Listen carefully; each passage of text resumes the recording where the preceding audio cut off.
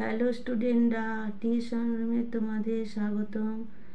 আজকে আমি তোমাদের ক্লাস 9-এর ইতিহাসের চতুর্থ অধ্যায়টা পড়াবো, শিল্প বিপ্লব, উপনিবেশবাদ ও সাম্রাজ্যবাদ। আজকে আমি 2 নম্বরের প্রশ্ন নিয়ে আলোচনা করব। আগের ভিডিওতে 1 নম্বরের প্রশ্ন তোমাদের দিয়েছি, যারা দেখোনি তারা প্লে লিস্টে বা ডেসক্রিপশান দেওয়া লিঙ্কে দেখে নেবে। কেমন? চ্যানেলটি ভালো লাগলে প্লিজ একটা সাবস্ক্রাইব করে দেবে, শেয়ার করে দেবে যাতে তোমাদের বন্ধুরা দেখার সুযোগ পায়, আর একটা লাইক দিতে ভুলবে না। দেখো, প্রশ্নই আসা যাক। শিল্প বিপ্লব বলতে কী বোঝো? অষ্টাদশ শতকের দ্বিতীয়ার্ধে দৈহিক শ্রমের পরিবর্তে আধুনিক যন্ত্রপাতির সাহায্যে শিল্পসামগ্রী উৎপাদন ও এর ফলে শিল্প সামগ্রীর গুণগত ও পরিমাণগত ব্যাপক অগ্রগতির ঘটনা সাধারণভাবে শিল্প বিপ্লব নামে পরিচিত। তারপরে প্রশ্ন দেখো, ইংল্যান্ডে তোমরা ভিডিওটা প্রথম থেকে শেষ পর্যন্ত দেখবে, নাহলে ইম্পর্টেন্ট প্রশ্নগুলো মিস করে দেবে, বা মাঝখানে ছেড়ে দেবে না, বা স্কিপ করে করে দেখবে না। তারপরে দেখো, ইংল্যান্ডে প্রথম শিল্প বিপ্লব হয়েছিল কেন? উত্তরটা দেখো, ইংল্যান্ডে প্রথম শিল্প বিপ্লব হওয়ার কারণগুলি হলো, সে দেশে 1 নম্বর অনুকূল প্রাকৃতিক পরিবেশ, খ সুলভ শ্রমিক ও মূলধনের যোগান, গ শিল্প উৎপাদনে প্রয়োজনীয় কাঁচামালের যোগান, ঘ উৎপাদিত পণ্য বিক্রির বিশাল উপনিবেশিক বাজার, ইং বিভিন্ন বৈজ্ঞানিক আবিষ্কার পদ্ধতি। আমি তোমাদের এই অধ্যায়টা থেকে বেছে বেছে ইম্পর্টেন্ট প্রশ্নগুলো দিয়েছি, এগুলো তোমরা পড়বে, খাতায় লিখে নেবে, আর যতটা পারবে বানিয়ে বানিয়ে লেখার চেষ্টা করবে।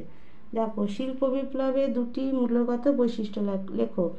উত্তরে দেখো, শিল্প বিপ্লবের 2টি মূল্যগত বৈশিষ্ট্য হলো কায়িক পরিশ্রমের পরিবর্তে বৃহৎ কারখানায় যন্ত্রের মাধ্যমে শিল্প পণ্য উৎপাদন, এবং 2 নম্বর মুনাফার ভিত্তিতে শিল্প পণ্য বাজারে বিক্রি করা।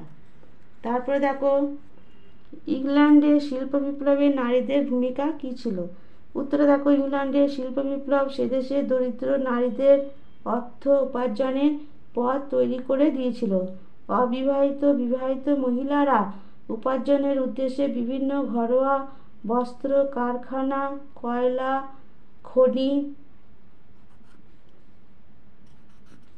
খনি প্রভৃতি কাজে নিযুক্ত হয়েছিল।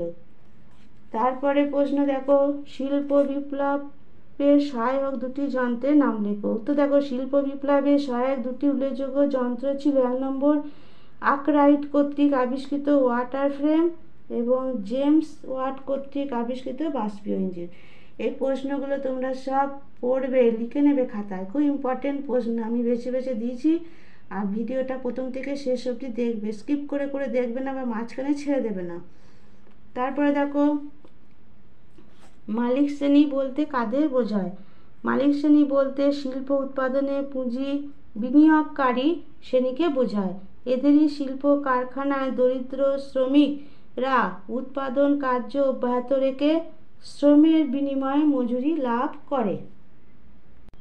তারপরে দেখো, শিল্প বিপ্লবের ফলে সমাজের কোন কোন শ্রেণীর উদ্ভব ঘটে? উত্তরে দেখো, শিল্প বিপ্লবের ফলে সমাজে মালিক শ্রেণী ও শ্রমিক শ্রেণীর উদ্ভব ঘটে। তারপরে দেখো, ফ্যাক্টরি প্রথা কি? উত্তরে দেখো, শিল্প বিপ্লবের ফলে ইউরোপের বিভিন্ন দেশে বৃহত্তর শিল্প কারখানা গড়ে ওঠে। এইসব কলকারখানা যান্ত্রিক প্রযুক্তি ব্যবহার করে শিল্প উৎপাদনের গুণগত পরিমাণগত ব্যাপক উন্নতি ঘটানো সম্ভব হয়। বৃহত্তর কারখানা ভিত্তিক এই ব্যবস্থা ফ্যাক্টরি প্রথা নামে পরিচিত। তারপরে দেখো, শিল্প বিপ্লবের ফলে গড়ে ওঠা 2টি নতুন শহরের নাম। 2টি নতুন শহর হলো ম্যানচেস্টার আর গ্লাসগো। তারপরে দেখো, শ্রম বিভাজন নীতি কাকে বলে? উত্তরটা দেখো, ইউরোপে শিল্প বিপ্লব ঘটার পর শিল্প কারখানাগুলি উৎপাদন কার্যে একজন শ্রমিক কোনো কাজের একটি অংশ তৈরিতে নিযুক্ত থাকতো। এটি শ্রম বিভাজন নীতি নামে পরিচিত। তারপরে দেখো, হেবিয়াস কর্পাস কি? উত্তর দেখো হেভিয়া কর্পাস হলো রাজা দ্বিতীয় চার্লসের আমলে ব্রিটিশ পার্লামেন্ট কর্তৃক প্রবর্তিত শ্রমিক বিরোধী এক আইন, যার দ্বারা শ্রমিকদের ওপর দমন নীতি চালানো হতো। তারপরে প্রশ্ন দেখো কয়েকজন ইউরোপীয় সমাজবাদী চিন্তাবিদের নাম লেখো। উত্তর দেখো রবার্ট ওয়েন, চার্লস ফুরিয়ের, সিমো, লুই ব্লা ইত্যাদি।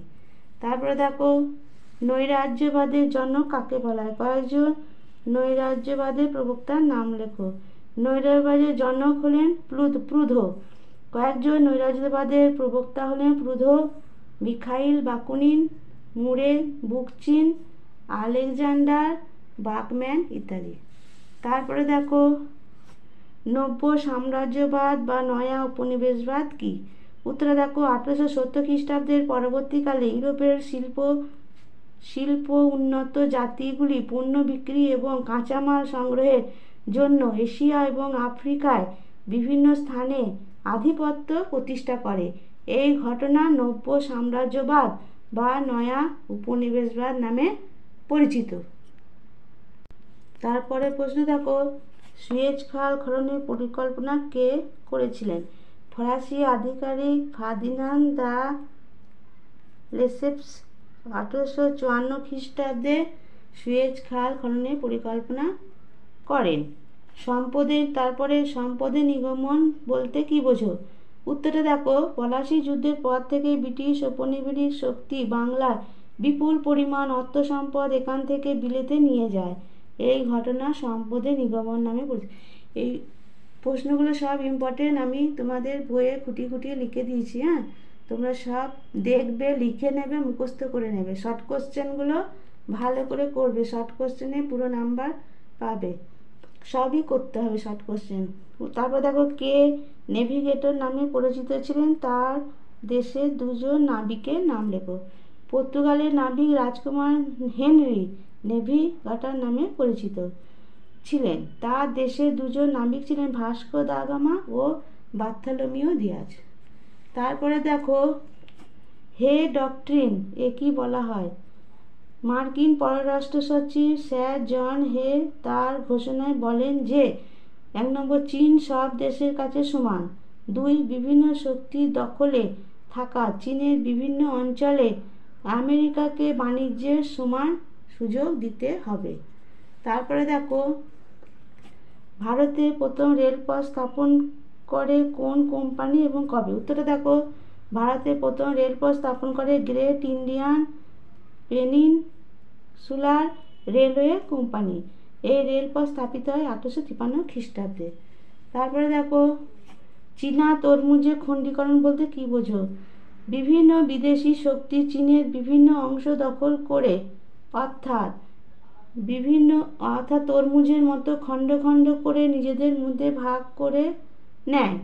যেমন 1 ফ্রান্স চীনের অভ্যন্তরভাগ পর্যন্ত রেলপথ নির্মাণের অধিকার পায়। 2 ইংল্যান্ড হাওয়ে রাশিয়া লিয়াওটুং প্রদেশ দখল করে। ঐতিহাসিক ভিনাক এই ঘটনাকে চীনা তরমুজের খণ্ডীকরণ বলে অভিহিত করেছেন। তারপরে প্রশ্ন দেখো অন্ধকারাচ্ছন্ন মহাদেশ কাকে কেন বলা হয়? আফ্রিকা মহাদেশকে অন্ধকারাচ্ছন্ন মহাদেশ বলা হয়।